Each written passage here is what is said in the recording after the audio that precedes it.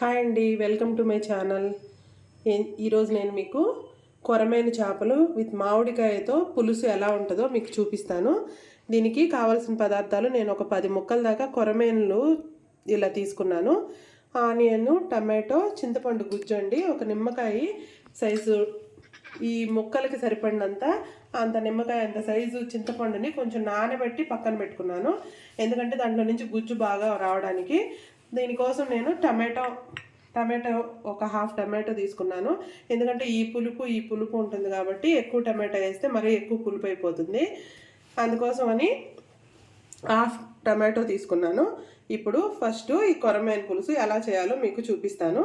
ఈ కొరమేను పులుసు ఎలా చేయాలో చూపించే ముందు నా ఛానల్ని సబ్స్క్రైబ్ చేసుకోకుండా ఉంటే ప్లీజ్ సబ్స్క్రైబ్ చేసుకోండి ఫ్రెండ్స్. గిన్నె తీసుకొని పులుసు చేసుకునేదానికి ఒక గిన్నె తీసుకొని అందులో ఈ ముక్కలన్నీ అందులో వేస్తాము. దీనిలో ఫిష్ ఎగ్ అండి, ఇది కొంచెమే ఉంది కాబట్టి ఇందులోనే వేసేస్తాను. ఎక్కువ ఉంటే కొంచెం సపరేట్గా ఉడకబెట్టుకొని అప్పుడు వేసుకుంటారు. కొంచెమే కాబట్టి ఇందులోనే వేసేస్తున్నాను. ఫస్ట్ ఈ ముక్కలన్నీ ఇందులో వేసేసుకొని దీనికి సరిపడినంత ఉప్పు, పసుపు, కారం వేసుకోవాలి. ఈ ముక్కల్లో ఇప్పుడు మనం కారం వేసుకుంటున్నాము. ఇది ఎండుమిర్చి మనం తెచ్చుకొని ఇంట్లోనే ఆడించుకుందండి. ఇట్లాంటి చేపల పులుసు ఇట్లాంటికి బయట కొన్న ఈ కారం కంటే ఇంట్లోనే కారము చాలా టేస్టీగా ఉంటుంది. ఇప్పుడు దీనికి సరిపడినంత కారం వేసుకోవాలి. కారం కొంచెం ఎక్కువే పడుతుందండి, ఎందుకంటే ఎప్పుడైనా నీసు వాసన రాకుండా ఉంటుంది. చేపల్లో కొంచెం ఎక్కువ కారమే పడుతుంది. ఇప్పుడు నేను ఒక 4 స్పూన్స్ వరకు కారం వేశాను. ఒక స్పూను పసుపు వేసుకుందాము. రుచికి సరిపడినంత ఉప్పు ఇందులో వేసుకుందాము. 1 స్పూన్ పసుపు వేసాను. మనకి ఈ ముక్కలకు రుచికి సరిపడినంత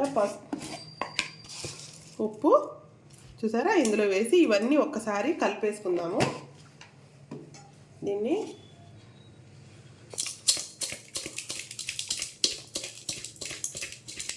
ఇట్లా పైకి కిందకంటే ముక్కలన్నిటికీ బాగా ఉప్పు, పసుపు, కారం పట్టేస్తుందండి. ఇప్పుడు ఇందులో మనము చింతపండు పులుసు వేసుకుందాము. ఇది చూసారా, ఇవి చింతపండు పులుసుని నేను ఇట్లా నానబెట్టి పక్కన పెట్టుకున్నాను. ఇప్పుడు ఈ పులుసుని ఇందులో వేసేసాం. ఎక్కువ నీళ్లు వేయకూడదు, కొంచెం చిక్కగానే పులుసు ఉండాలి. ఈ చింతపండు అంతా దీంట్లో పడకుండా ఇట్లా గుజ్జు తీసి పులుసు వరకు అందులో పోయాలి.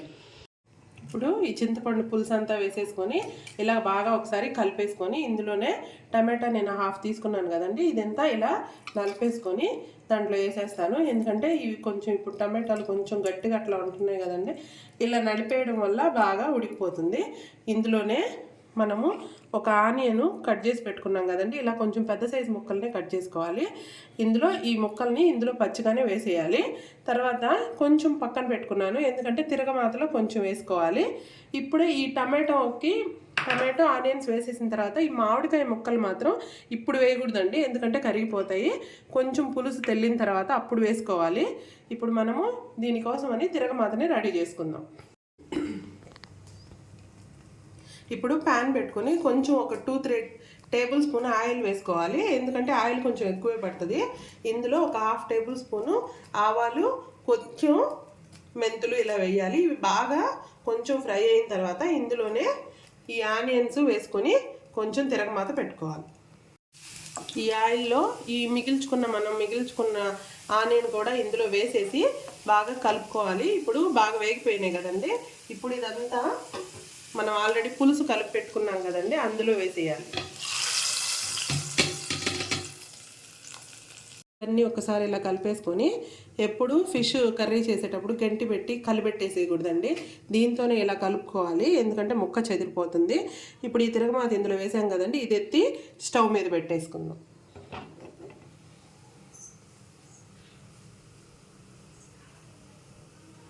ఇప్పుడు ఒకసారి మూత తీసి చూసుకుంటే ఇట్లా కర్రీ అంతా బాగా ఉడుకుతుంది కదండి. ఇప్పుడు మనం ఆల్రెడీ కట్ చేసి పెట్టుకున్న ఈ మ్యాంగోని ఇందులో వేసేద్దాం. ఇప్పుడు మనము స్టవ్ని సిమ్లో పెట్టుకొని దీన్ని చిన్న మంట మీదే ఉడికించుకోవాలి. ఇప్పుడు ఉడికేటప్పుడు ఇదంతా క్లోజ్ చేయకూడదండి, ఇలా కొంచెం పక్కగా ఇట్లా పెట్టుకోవాలి. ఇప్పుడు సిమ్లోనే దీన్ని ఉడికించాలి. చూసారా, ఇప్పుడు ఈ నూనెంతా పైకి తేలి బాగా ఉడికిపోతుందండి. ఇప్పుడు మనము ఆపేసుకొని పక్కన పెట్టేసుకోవడమే. ఇప్పుడే సర్వ్ చేసుకోకూడదు, ఎందుకంటే చేపల కూర ఎప్పుడు వేడివేడి మీద అస్సలు తాకూడదు, కొంచెం చల్లారాలి. పూర్వం అయితే అసలు ఇంతకుముందు మన అమ్మమ్మలు అట్లాంటప్పుడు ఇప్పుడు ఇదంతా వండేసుకొని పక్కన పెట్టేసేవాళ్ళు, పొద్దున వేసుకొని తినేవాళ్ళు. కానీ మనం ఇప్పుడే తినేస్తున్నాం కాబట్టి ఇది చాలా బాగుంటుంది. వేడివేడి అన్నంలోకి ఇలా మామిడికాయ కొరమేను చేపల పులుసు వేసుకుంటే చాలా టేస్టీగా ఉంటుంది. ఆల్రెడీ మన ఛానల్లో చేపల పులుసు ఉంది, కొరమేనుది కాదు. ఇప్పుడు కొరమేనులో ఇలా మామిడికాయ వేసి పులుసు చేసుకుంటే చాలా బాగుంటుంది. మీలో ఎవరైనా నచ్చితే లైక్ చేయండి, షేర్ చేయండి, సబ్స్క్రైబ్ చేసుకోండి నా ఛానల్ని.